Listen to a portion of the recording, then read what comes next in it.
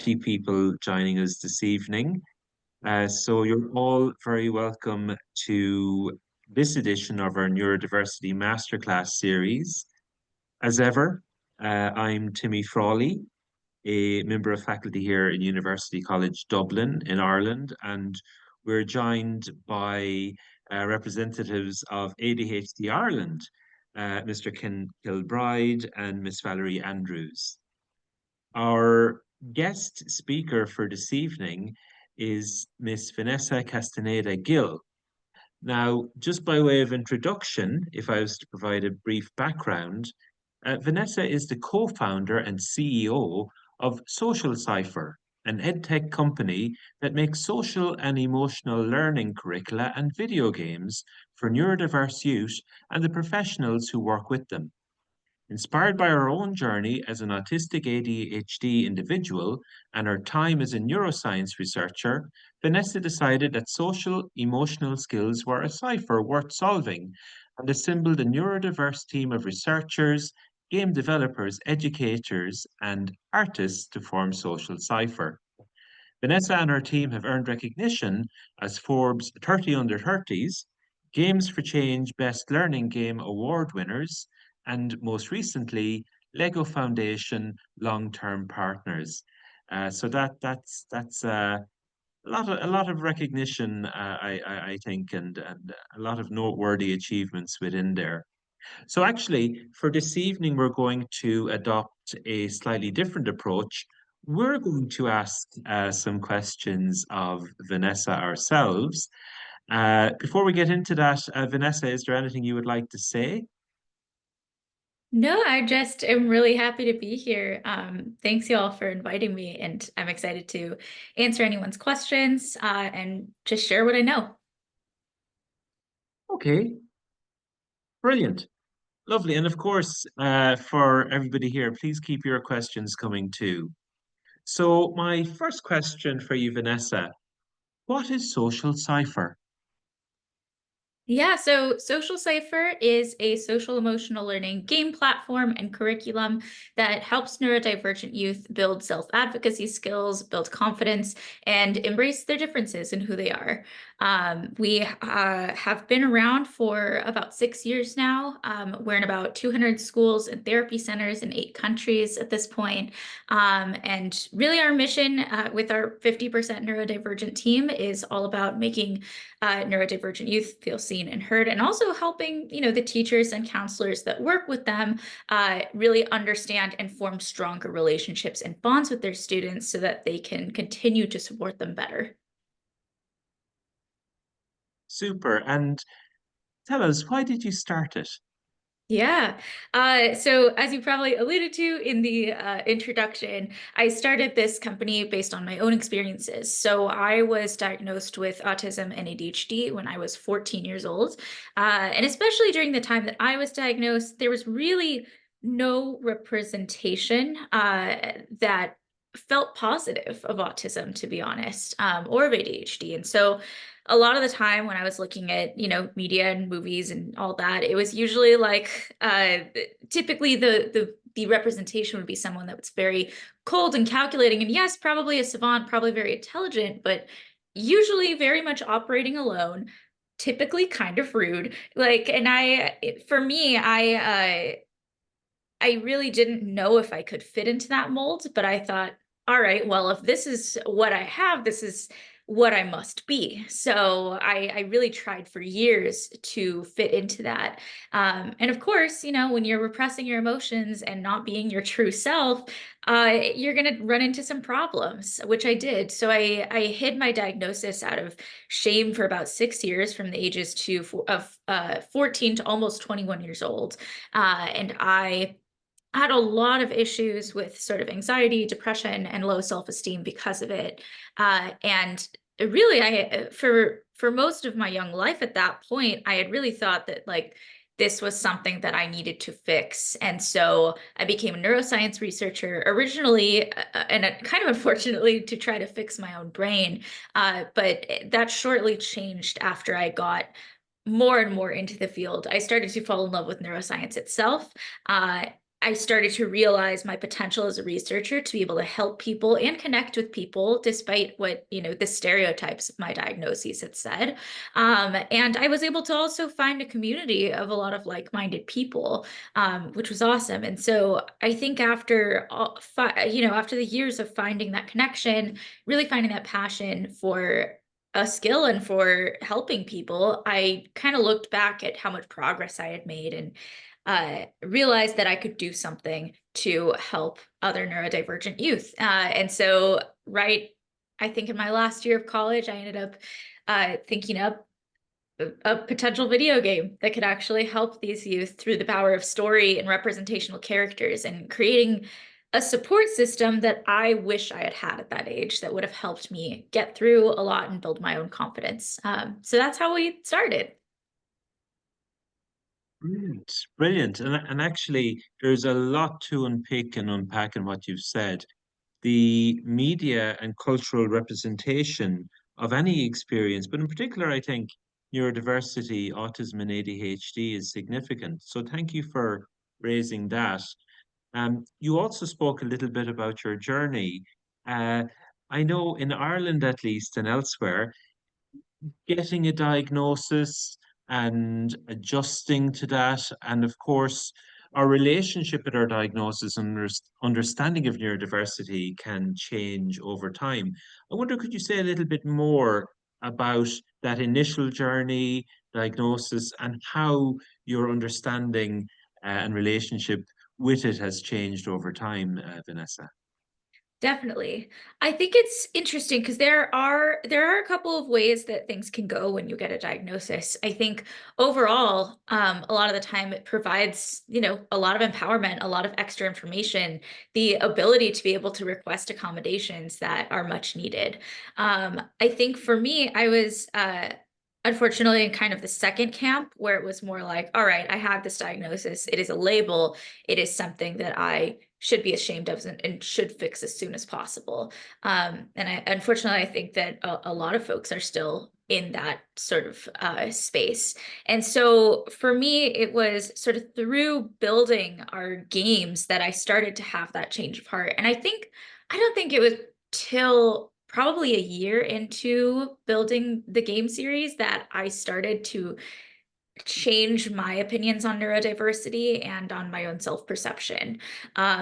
For context, our game is about a 12-year-old autistic star mapper. Her name is Ava. The game series is also called Ava. And basically the plot is that she goes through all of these different sort of space pirate interactions and challenges to really understand herself and find her community. And a lot of it is, addressing various parts and pieces of her neurodiversity and the strengths associated with it, the ways that it can actually help her be an even better connector and communicator, and bring things together. So but it didn't start that way. In the very beginning, I was really trying to make this a game before we even had the character of Ava. I was trying to make this a game where students would just try to get through all the sensory overstimulation they could to try to kind of desensitize themselves to it. That's really what it started as the only way at that point that I knew how to get through my shame around the diagnosis was avoiding it, and trying to appear normal and trying to, as we all know, masking. And so at first, unfortunately, it really was kind of a masking game. But we started doing play testing with, real neurodivergent kids. And as I was kind of seeing myself and a lot of these students, I was like, man, I don't know if these kids are awesome. I don't want them to have to hide any part of themselves in order to fit in. How boring would that be? And how tragic and how sad if they would have to hide all of these amazing parts of themselves in order to just kind of get by.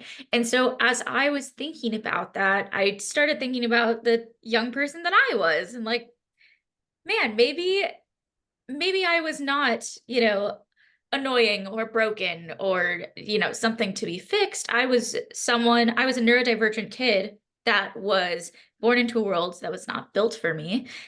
And I was doing my very best with what I had. And so I think that I think working with those kids really kind of healed me, and also building this character of Ava as someone that, yeah, is doing the very best with what they have, was really what this game started turning into, right? It started turning into a game about not avoiding this pain or this shame or the stigma, but going through it, like working through your own, maybe internalized ableism or any opinions that you might have of yourself, and uh, creating compassion and understanding, not only for the neurodivergent students that are playing the game, but for the potential like neuromajority or neurotypical professionals or parents or other students that might be playing this game, and realizing what neurodiversity is. So it really started to turn into that, and I think that's a good kind of analogy,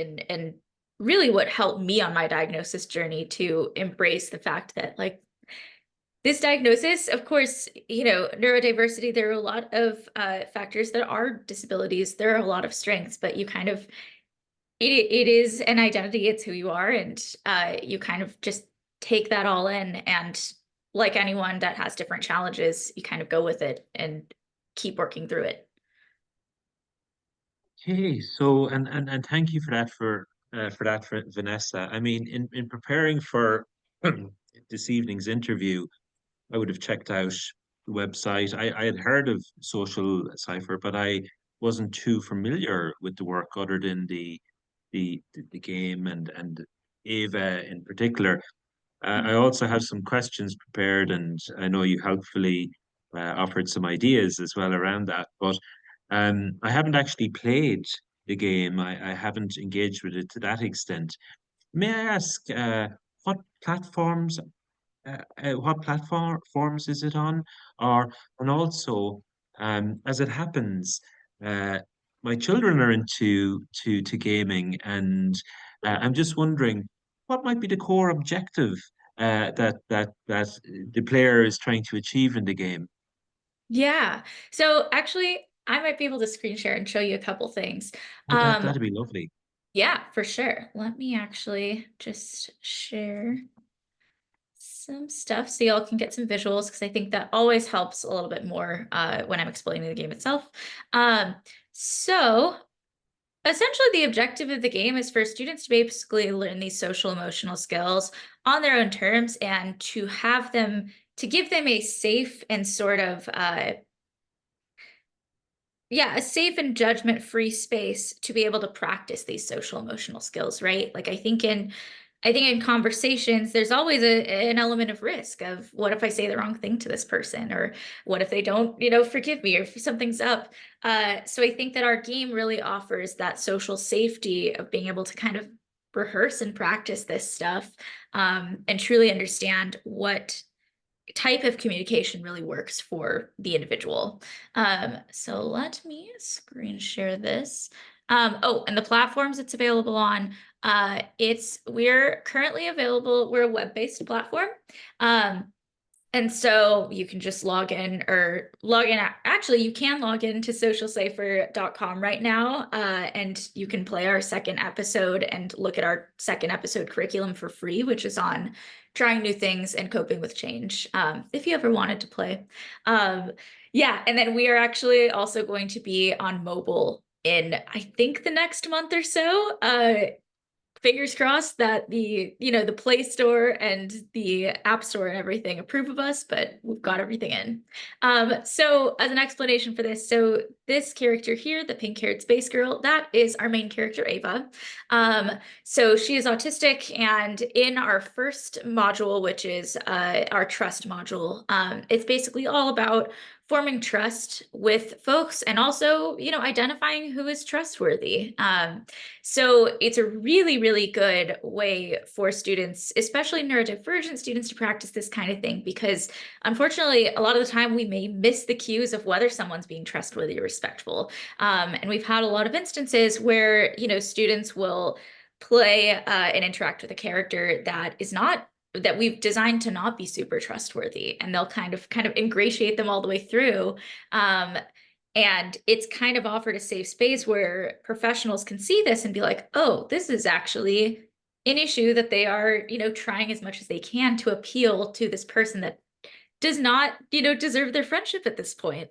And so it really allows them to kind of work through, replay it, make different choices and see what the consequences could be. And so this is an example. So in this one, Ava is tasked with recruiting a couple of different pirates for her space pirate crew by her captain, Redbraid. As I said before, some pirates are designed to be really trustworthy, others not so much. This one in particular this is Ramen Bot.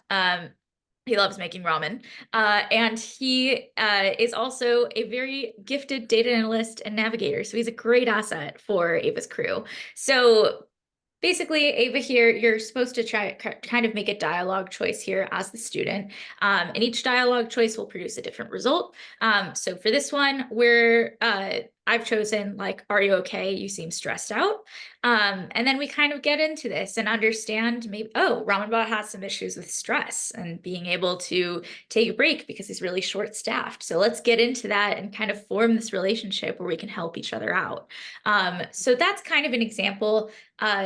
All of these, the nice part about this game too is that not only can you kind of replay it and try to get a different outcome in the conversation, but the game itself and the narrative can have different endings depending on depending on which choices are chosen throughout the game. And it's been really, really great for youth, especially who have had a hard time opening up or who have social anxiety, where they have this shared experience with their peers, but because they're all getting kind of different pathways, we've started to see kids like turn to each other at their computers and be like, how did you get there? Can you teach me how to get to this answer? Or like how to recruit Ramen Bot on my team? So that has just been really awesome to see a very organic and meaningful way that these students are opening up and kind of, becoming a little more of their true selves day by day. And it's really great, Vanessa, because historically gaming has been critiqued, but Yeah. actually there is increasing evidence about, development of various cognitive skills, social skills, different hand-eye coordination even. And of course, the piece around uh, connecting socially with others, but even within a family, being able to come together and play a game with one another is a really interesting way to form a connection. And I can see how this game could actually facilitate not only in-game discussion around skills acquisition, but also in family discussion around how we develop various interpersonal and other social skills. So it's really, really interesting. Uh, just in terms of to get to understand, I guess, the piece around language and Mm, how you explore that, particularly the concept of neurodiversity affirming yeah. language. Um, why that is important for you and how you went about it. And briefly, I say this because increasingly I find that there's a discourse around language. Different groups I'm in, some groups might Mm, prefer the term neurodivergent. Other groups I'm in would say neurodifference. Another mm, group might say neurodistinct.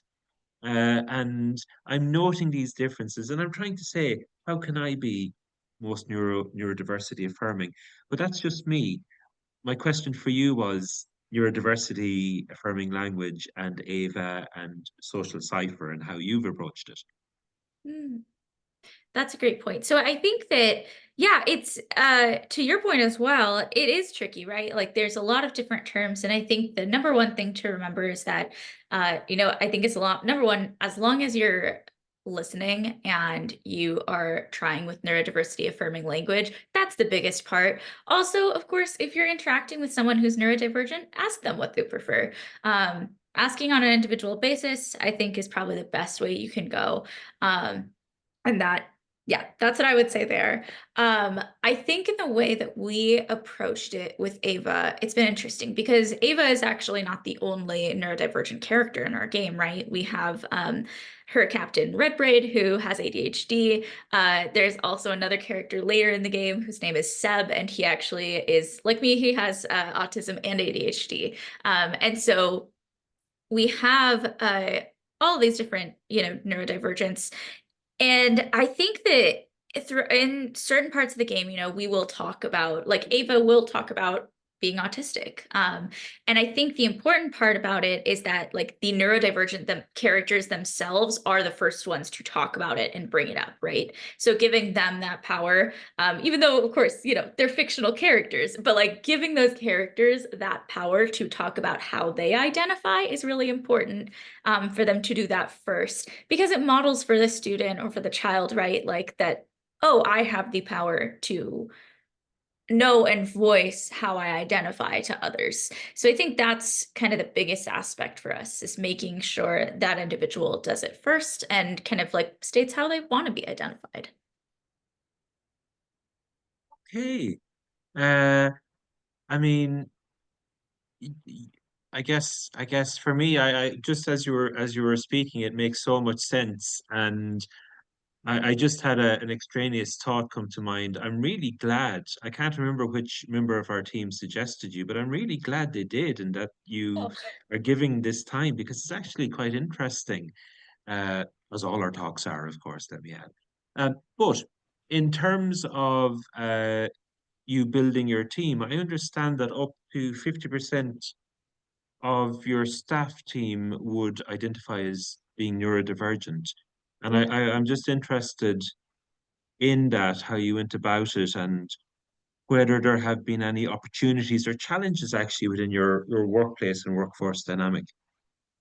Definitely. So I think that in terms of having a neurodiverse team, I mean, overall, definitely a huge power, especially given that, the students we're working with. Like, we really believe in having representation, not only in the game, but on our team to create, uh, nuanced and authentic characters that kids actually relate to. And I think a big part of students, writing in fan mail and making all this fan art and really clicking with these characters is that, they're built by people that think like them. And so I think it's been a huge power overall, especially to have folks with different forms of neurodivergence than myself, right? Like we have folks on the team with sensory processing disorder, or that have, various combinations of autism or ADHD in different kind of places, or aspects. And so I think that's given us a much more well-rounded view, not only for our game series, but for our curriculum to make it extremely inclusive.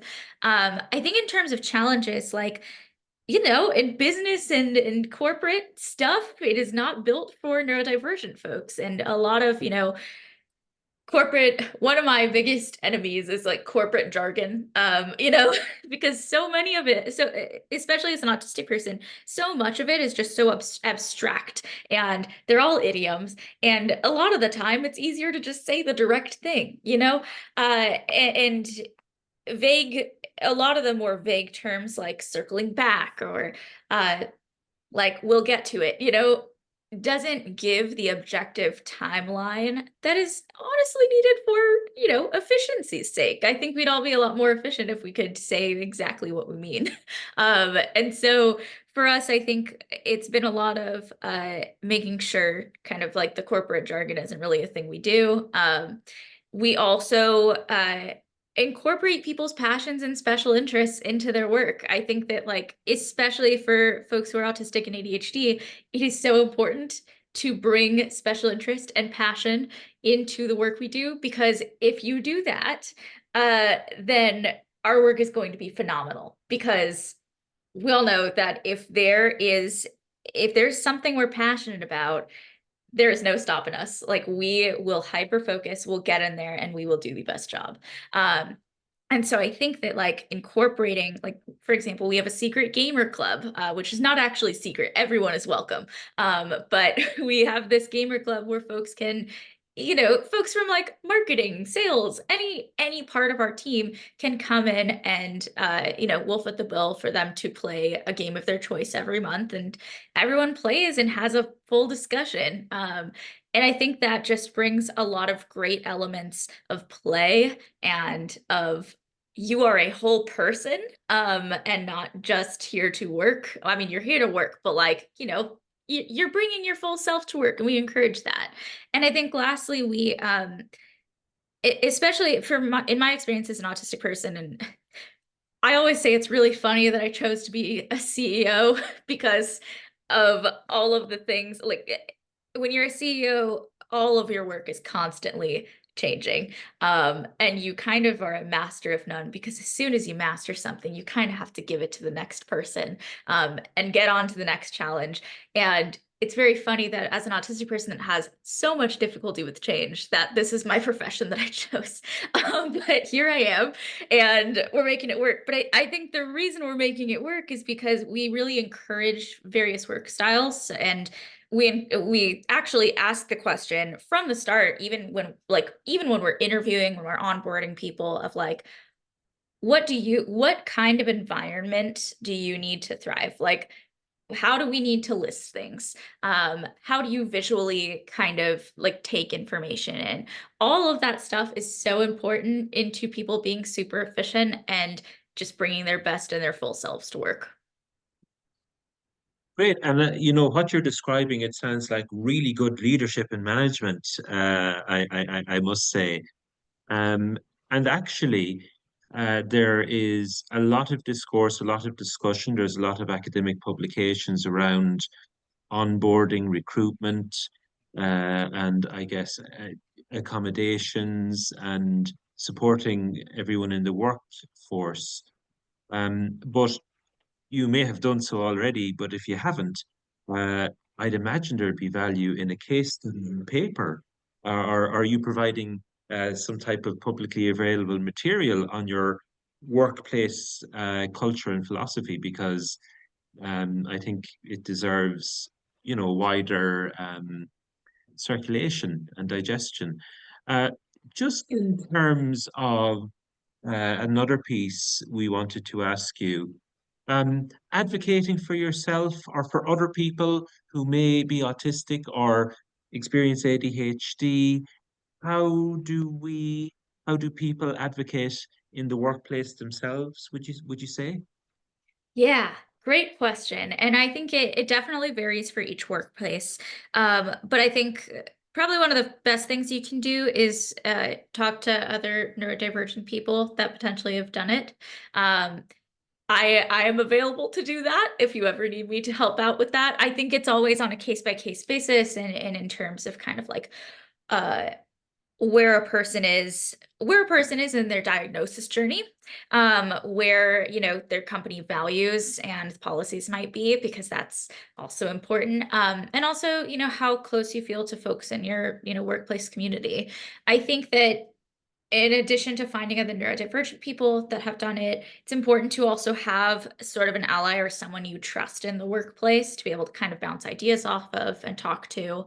um, but I think that, yeah, that advocacy is super important. I also think it's really important to do some reflection on what your exact needs are, and have some data on, all right, this is how I can do better if I have, you know, noise canceling headphones, concert earplugs, if I have, you know, more flexible hours. This is the output that I can make, and this is why it is better.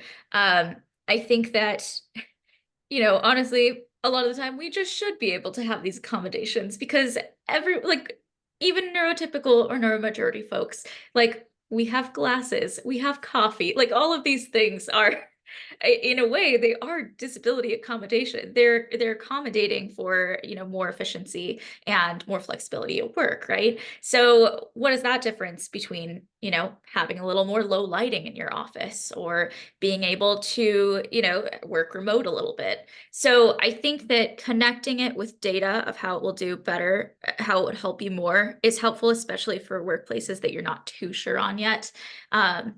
And of course, always, you know, talking to HR about it, because they're going to be the most in your corner. But I also know that there are companies that do not have HR as much.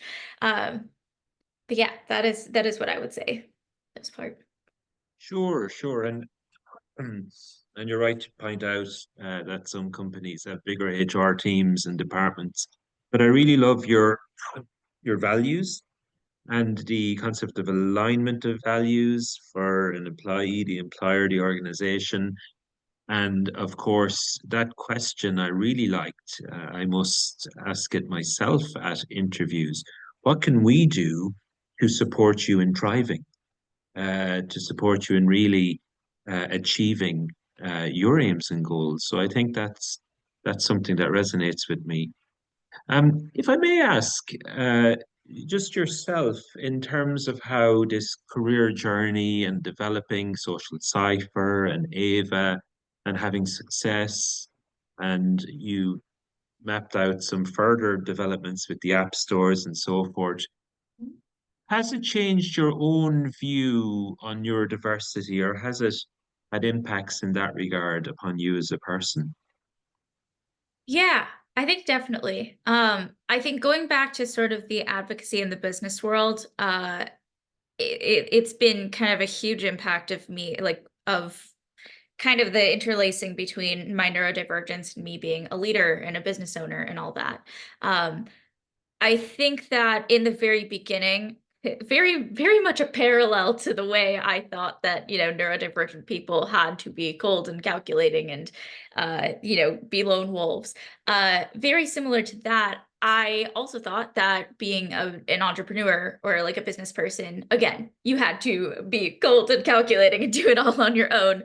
And, in addition to that, constantly be hustling and have no excuses. And, I really tried to fit into that stereotype. Also, when I started, I'm 28 now. I started when I was 21, 22, and I think being constantly the youngest person in the room, as well as the only autistic person, constantly made me think that I had to just kind of go like just ram through any of the discomfort or anything that I've been feeling and just work harder than everybody else so that I could prove that I belonged there. Which of course, resulted in a lot of masking and a lot of me uh, having, breakdowns on the side because again, I wasn't being myself. I was trying to fit a stereotype that was not me. And that no one should have to be, because that is not how humans work.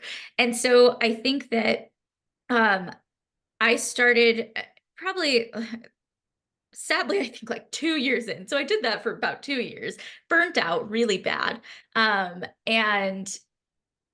I guess the story associated with it was that before I was named to Forbes 30 Under 30, I had been nominated, but I didn't get it. But everyone else in my community had gotten it that year. And so I was distraught. And when you think about it, it's like, what is it? It is it's a little tiny line in a magazine that does not it doesn't say what your worth is. But for me, it was kind of sadly like proof that I didn't make it, or whatever, right? And I think that after I hadn't gotten it, I was like, well, I have done all this work. I have a team that, respects me and that I respect in return. And we have a product, like, and we're helping kids. So why am I, getting so down on myself because I didn't get this little name that is on a page that is one of hundreds, right? Um, and so once I kind of hit that rock bottom and realized that because of the way my brain works, because of the way that the business world is not built with neurodivergent folks or folks of many different marginalized communities, it's not built with them in mind. Um, you just got to find your own way. And if people judge you about it, um, and if people kind of disrespect you or ignore you for not fitting that mold that you're expected to have, then they're just not your people. You just got to keep going until you find the right ones. And for me, it was a lot about like being okay with making accommodations for myself because I had never accepted accommodations previously. Which of course basically it was self-sabotage because I needed those things. And so I think as I realized that I was getting results when I was giving myself what I needed as a neurodivergent person, um, I realized that yeah, it is possible to be a leader, to do the things that people think you need all these stereotypes for. It's possible to do this stuff with your own accommodations on your own terms, uh, and to do it well and better than you probably could have ever done it by just, faking it till you make it. Mm. And what you've said for me is actually really powerful. I think what you've said there has really connected, and I expect that different people actually viewing this interview either now live or actually maybe on playback are going to connect and resonate with what you've said in different ways, because I think it's a powerful exposition of your journey. And I suspect other people are maybe on similar journeys or different journeys in various ways. But yeah, thank you. Thank you for that, Vanessa. A couple of concluding questions from me.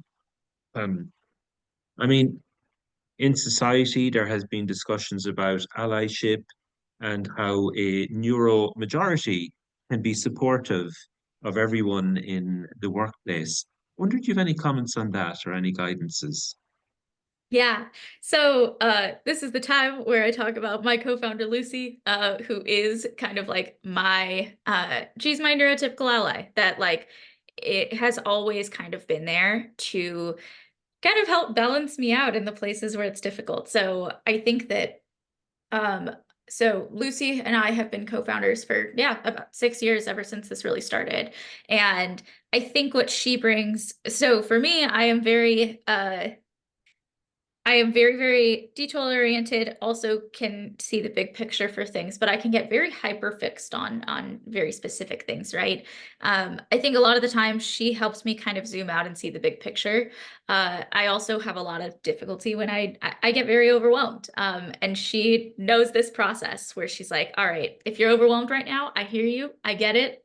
Uh, let's prioritize, right? And she knows this whole process to help me just prioritize the things that need to get done now. And I think the most helpful thing that she's done is she, in environments where I have to do public speaking in person at like a conference or something, right? It is extremely overwhelming. And even though usually I'm wearing earplugs and everything, just the stress of speaking in front of people in-person setting, all of the just like noise that's going on, it can definitely lead to like some forms of autistic shutdown for me. And so Lucy actually knows how to kind of clear the way and be like, hey, I think you need space right now, let's go find somewhere quiet. And she's kind of been my scout that like goes out and finds the quiet spaces for me, to help get me where I need to go. I think one of the best things she does also is she when we're at a booth for a conference or we're at a networking event, we kind of tag team the networking, and she is a master of small talk and will do all of the small talk for me. And then when she kind of tees me up, and then as soon as they're like ready to ask a specific question, she kind of like puts me in right there, so that I can give the specifics without having the, mental and emotional and sensory difficulties of like having to get from point A to point B of the conversation. So I think those are just really good examples of what it's kind of tangibly like to be a neurotypical ally. And I think as a neurodivergent person, especially as someone with like, I do have this like influence and privilege as a CEO and as an employer. And so I think for a while it was difficult for me to accept having, an ally that could help me in those ways of like, oh, well, I should be able to do this by myself. There's no should. Like you can do it by yourself, sure. But do you want to have to do that by yourself is kind of the question. And usually the answer is no, because you don't have to go through that stuff to get the stuff that you deserve, that you've worked hard for already. So that's kind of what I would say on allyship is just listen as much as you can, really help anticipate needs and just be there to help validate the neurodivergent person in your life and help them find systems that work for them. Mm. Yeah, I'm all fired up now. So final question, and then Ken and Valerie will have some questions from our viewers.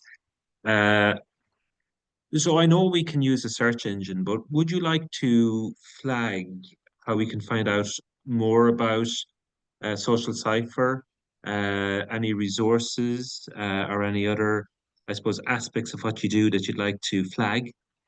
Definitely. So we are on socialcipher.com. That's cipher with an I, by the way. And then I would also say it's, as I said, checking out the free episode. All you have to do is create a login on our site to actually play the game and see the curriculum associated. We also have a really, really great free resource library and blog series, especially if you're an educator or healthcare worker or a parent. There's a lot of great resources on creating an inclusive classroom, validating and being neurodiversity affirming for autistic youth. We also have a podcast that's more geared towards like educators, where myself and our marketing director, De'Ara, sort of interview various neurodiversity experts to talk about all the ways that we can be a little more inclusive. Yeah, and then also if you want to learn, I do want to probably plug our partners, which everyone already probably knows about, which is the Lego Foundation. But I will highlight the Lego Foundation has a white paper that is free publicly online that is about the 5 elements of learning through play. And if you have children, if you work with children, and you want to know how to integrate more engaging learning into their lives, how to play, or even if you're a professional that wants to integrate more play into your workplace and your community, highly, highly recommend checking out that white paper. It changed a lot for us.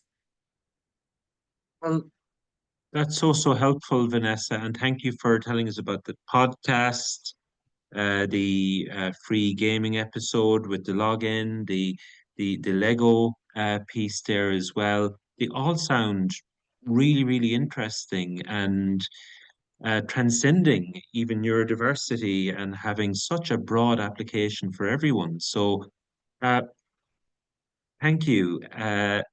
Vanessa and Ken, what are our viewers asking? Indeed, good afternoon. And thanks very much, Vanessa. It was very engaging talking just to listen to it all. So if anybody's any questions, if you can pop them into the Q&A, and we can ask Vanessa for you. But just a couple just from myself, just to start off with Vanessa. You would be in your early 20s. I'm autistic. I'm looking for funding. How did that go for you? Yeah. Um, so raising funding was very interesting. I think that for us in terms of funding, it was a lot of Google searching, to be honest, and being resourceful. I come from a family that we grew up lower income, and so I've always kind of had the gift of being able to do a lot with what I've got. And so I'd say for the first 2.5 years of Social Cipher, I would spend every Monday for an hour or two just Google searching opportunities and fellowships, grants, any like accelerators or incubators, anything that would allow me to kind of raise that funding. And so we did that for 2.5 years. And I would also recommend searching based on like the points of your identity. So for me, like I would search for like grants for autistic people, or companies in education. I would also search like grants for women or grants for Latino women, which is how I identify.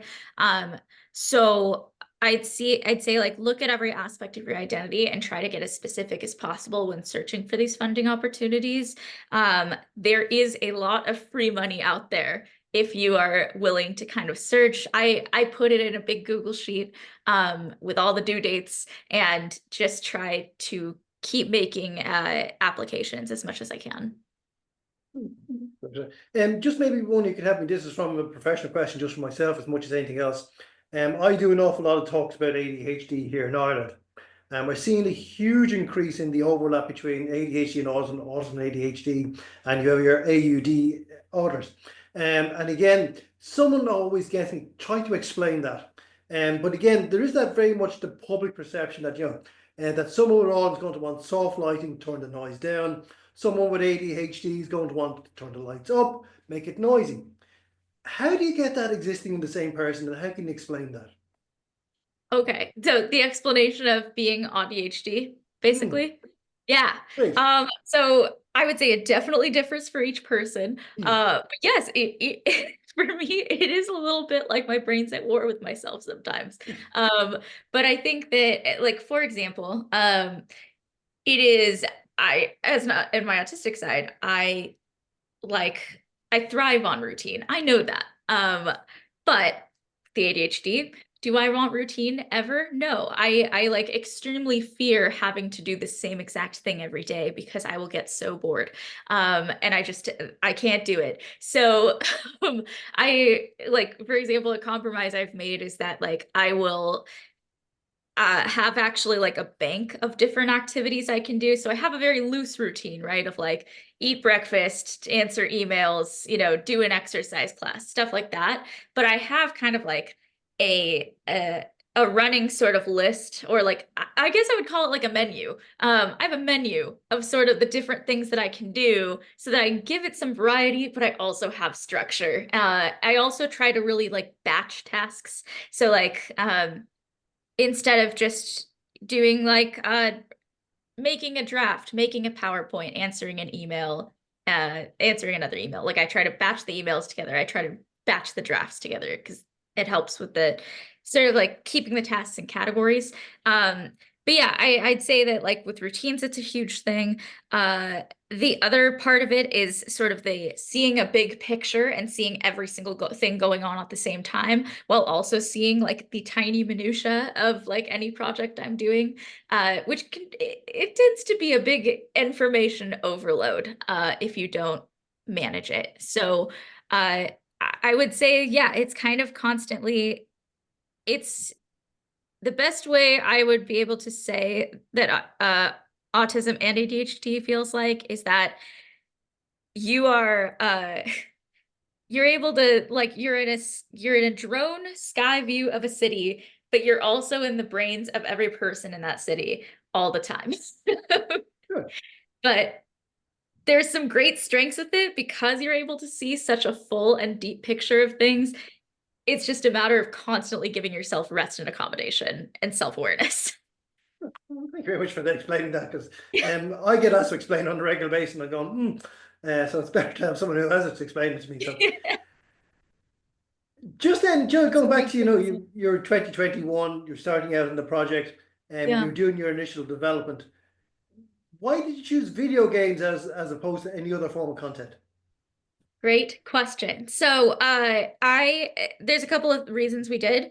For one, I learned a lot, like for me, I actually learned a lot from like movies and music. Those were my sort of materials that I was learning social emotional skills from, that I was learning like identifying of emotions from. But I was realizing that number one, as as children get more and more tech literate, like games are going to be and are constantly on the rise. I think they are also a step more interactive than movies or listening to music, because it gives students agency. It gives kids a lot of agency to be able to make their own choices and kind of navigate their own stories. In addition, neurodivergent youth are 2 times as likely to be gamers. And I think that's for a couple of reasons. I think that it's no coincidence that there's such an overlap of neurodivergent youth with the gaming community, because games are objective, right? Like they have levels that tell you when you are progressing, when you're doing well. They have they're a place where you can typically be who you want to be, make the choices you want to make, and do it without this fear of rejection, this fear of being judged. You can just kind of go out and do whatever you want, build whatever you want. And so I think that for us, we wanted to give kids, and this choice was also really solidly backed by our partnership with the Lego Foundation, because one of the big things that builds confidence according to their research and to the research of NASEN, which is the UK special education organization. One of their sort of like biggest aspects of preventing, anxiety in a student is to give them agency and reduce uncertainty. And so by being able to give students agency in anything that they're doing, and especially like agency and control over something that can be as nebulous and frankly like as scary and potentially traumatizing as social emotional interactions, like they need to have that. And I think that role-playing games like this give them that power and kind of puts it back in their hands. Very much. Can I maybe just show a slight curveball, but give you a business opportunity at the same time? You were talking about, developing product, and, Ava is a young person, but, in Ireland and the America and UK and lots of places, what we're seeing is a huge, not saying epidemic is the wrong word, but a massive increase in older people getting assessed for ADHD, autism. And so if I was asked you to develop a tool for someone 50, 60, 70, what would you do? Wow. Well, so I will preface this by saying I am not an older adult quite yet. So I do not know this experiences, but I would say, I think that it is actually one of our objectives that, we're starting with neurodivergent youth, especially those in the adolescent range, because they're just kind of coming into themselves and finding that identity, right? But I think that what I have learned and heard from a lot of older folks who have been diagnosed is that, like, in a lot of ways, it's in some ways kind of like a second puberty. Like, you're finding this sort of new identity for yourself, and you're looking back at everything in your life, and lots of things connect and make sense now because you have this diagnosis. And so I think that in the game itself, we would probably do a lot of work of like kind of unpacking people's pasts and helping them kind of like process that, especially if there were, things that were traumatic or difficult that, made things harder because they were undiagnosed, right? I think even for me, I was diagnosed at 14, which is like not necessarily late, but even for me, I would look back at times I was bullied or times where I didn't realize that I didn't even realize that someone was bullying me. And you kind of have that, there's a lot of sort of grief to process there for your past self that again was doing the best with what they had and didn't know any better at the time. So I think that honestly, a lot of the work that you would do as an older adult that I would want to put into the game is kind of like self-forgiveness, compassion, being able to process and learn from your past from this new lens of, oh, I have been neurodivergent. This makes a lot of sense. Being able to kind of like work through those parts of your past and then being able to apply this new forgiveness and compassion and sort of like self-advocacy for yourself to make your life better for the next while in the future. I'm sorry, I've been talking. Just we only have a couple of minutes left. And does Valerie have a question? Well, I was going to say something. You've already addressed it. I was going to say, what are your future plans for the platform and for the game? But you've kind of addressed that a bit. But it's fascinating stuff. We have a question from Betty, whose son has obviously been logging in or trying to get into the game while this discussion has been going on. I'm not sure if they're having an issue, but she says, and I'm not sure where Betty is, but she says, is it only available through schools or something? So I know you already gave the web address and everything, but like any of our listeners or our viewers who are around the world, how can they kind of access this tonight or today and play it? Yes, let me actually just show you really quick. Okay, so to do that, so typically we are only for professionals, but we do actually have a parent plan and you still can go in to do a free trial. So if you go in and say, I'm a professional, this is actually our dashboard. So let me log out of this really quick. I'm just gonna stop screen sharing really quickly because this is our data. Type your password in there, will you, please? Let me, yeah, 1, 2, 3, 4. Let me log out. Okay, so if you select I'm a professional, it will actually get you here to this login page. If you go right down here to the don't have an account, make one for free, you can click that. You'll be able to make your account. It'll take you through, it'll take you to basically our account hub, where you will be able to make your own student if you go to the dashboard and play. So that is what I would say to do. You've got to make the login, and then you'll be able to have access. Perfect. Well, that's very clear. Yes, but hopefully that email will me help if you Betty. have difficulties. Oh, absolutely. Yeah. So yeah, anybody out there who wants to contact Vanessa and ask more questions or one-to-one or something, you can get onto the website and I'm sure you can go through that channel to make contact. I think we might be just about, yeah, it's 6 o'clock on the button. I think Ken and Timmy. Yeah. I don't think we've I time have for a million questions, but we are at time, so Yeah, we are out of time. Just to acknowledge a comment from Dem. Uh, Games have given my daughter her friendships, but it hasn't solved her human social friendship deficiencies. How can I get her to translate those e-skills into real life? Um, it's a big question. Yeah. Hmm, I would say yeah, the quick answer, probably the best thing you can do is really take an interest in the games that she's playing. Take an interest in the games she's playing and talk about what she's learning socially within the context of those games, because it feels a little less vulnerable and much easier to open up if you're talking about what she's learning in the game rather than what she's learning socially. And then kind of over time, as you're talking about the game itself, start asking, like if she's making friends in the game, like, oh, what have you learned about being a good friend in this throughout the gaming? How do you think maybe you could apply this to your friends at school? Like, number one, listening and taking an interest in what she is interested in is the biggest thing. hmm. And on that note, we will bring this evening's talk to a conclusion.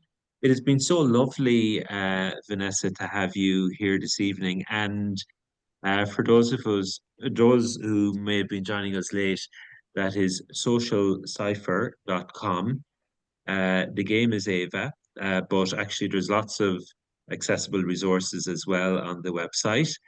The Lego Foundation as well, we've noted their partnership, but certainly Vanessa's personal insights alongside the business leadership and management insights have just been fascinating. So tell all your friends, it's up on our website. This talk will be live from tomorrow. So do take a look.